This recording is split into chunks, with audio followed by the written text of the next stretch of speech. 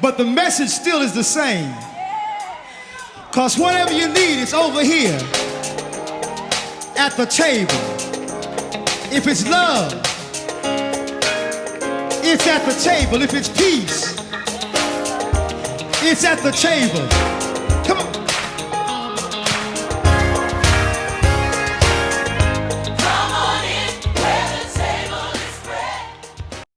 Hello everyone, this is Gail Dudley with At the Table with Gail. I'm so excited because this is a new beginning for us. As you can see, we have a video for our newsletter in our notes section. So I'm so excited to come to you. I promise you that I will try my best to keep this to 3 minutes.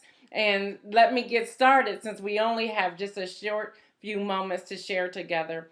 I'm just returning from London, England, where I had a wonderful time of ministry alongside Pastor Maureen Shauna with Woman Unlimited. She is the founder and the visionary of that ministry. I also served alongside with her a couple of years ago in Zimbabwe. You can learn more about her when you scroll down and read in our business and ministry shout out section. I'll give more information on her. But while in London, I did a sermon titled Your Story Is Not Over. So I wanted to just share a few short moments with you of that particular sermon. It's coming out of 1 Samuel chapter 1, where Peninnah and Hannah are the highlight of the story. And I really want to focus on Hannah, but I need to give you just a little bit about Peninnah. You know, Peninnah was the provoker. She was the one who was irritating Hannah. She was the one who was probably strutting her stuff around Hannah, saying to her, I have 10 sons, what do you have? But Elkanah loved Hannah. But even still, Peninnah wanted to provoke Hannah. She wanted to make her cry. She wanted to irritate her. She was probably getting up underneath her skin. She was probably taunting her sons around her, giving her a remembrance of what she has and what she did not have. And I can imagine Hannah being somewhat of a woman of low self-esteem, a woman who was trying to find her way, but she was so focused on Peninnah. Peninnah was this person who was even keeping Hannah from the temple of God. Read the scriptures for yourself. 1 Samuel chapter 1, verse 1 through about 20 or 21. You'll get a gist of the story. But this is what I love. At one point, Hannah made a decision to take a stand. When you read that passage of scripture, you will see that while at the dinner table, Hannah stood up. I can imagine Hannah placed her hands down upon that table, slid her chair back, and stood up with so much force and so much confidence and boldness, where she said, enough is enough. I can imagine Peninnah sitting across the table from her wondering what is gone wrong with Hannah. She didn't know that Hannah was getting her strength and she was making her way to the temple. And there at the temple, she began to pray. You know, when you get with God, things happen. Women of God, men of God, things are about to transition in your life. But you have to make a decision to take responsibility, take a stand, pray your prayer, and lift up your heads. It's important to stop walking around hopelessly confused, walking around as if you don't have anything left to give. It's time for us to take a stand and do exactly what God has called us to do. Do you know God is waiting on you? He is waiting on you to fulfill the word that He has already proclaimed over your life. You have a purpose. I think about my 2 young adult children. My daughter in particular, she is in her 2nd year at Howard University in Washington, D.C., and I must say she has changed a little. She has matured. She has taken some responsibility. I'm seeing that this time around she's doing some things differently, and I am so proud of her. So much so that soon you'll see a book written by myself and my daughter, and I believe it's going to touch your life. I believe it's going to make you go, really?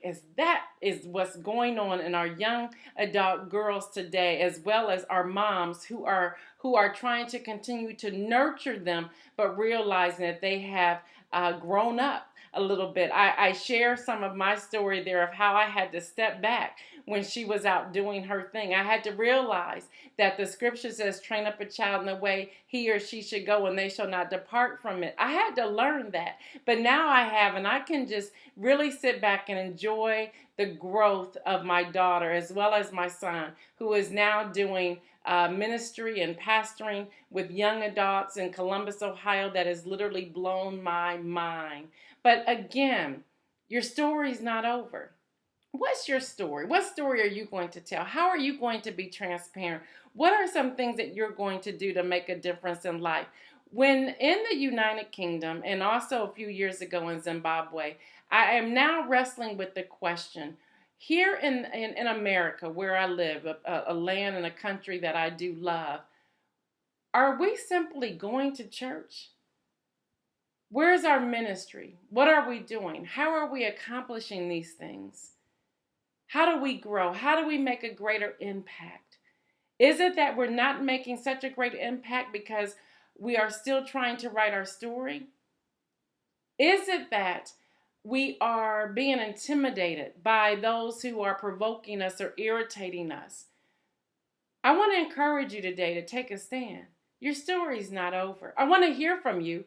Please check out our website at www.gaildudley.com. By the way, that is under construction. You can still go there and still find some things, but that too is getting a facelift and things are going to change. God is indeed doing some marvelous work in and around me, and I'm so excited to share all of it with you. And I want to encourage you.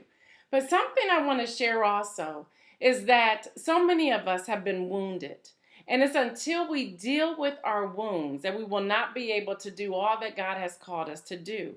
If you're in the Columbus, Ohio area on September the 28th, that's a Saturday, from 8:30 till noon, I'm going to be doing a workshop, a seminar, if you will, called Getting to the Root of It, Dealing with Our Wounds. It's going to be held at the Columbus campus of Ashland Theological Seminary. It's something great about being married to a vice president of the seminary. You have some privileges that others may not be able to have, but I want you to join me there because I'm going to deal with some of the wounds that we have been dealing with every day, wounds that have not allowed us to move forward or do what God has called us to do. And I want to encourage you.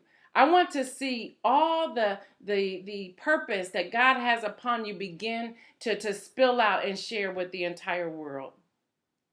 If you have any questions, you can email us at ged@mimtoday.org. Please send in your prayer request as well. Down below, you can see our prayer stats.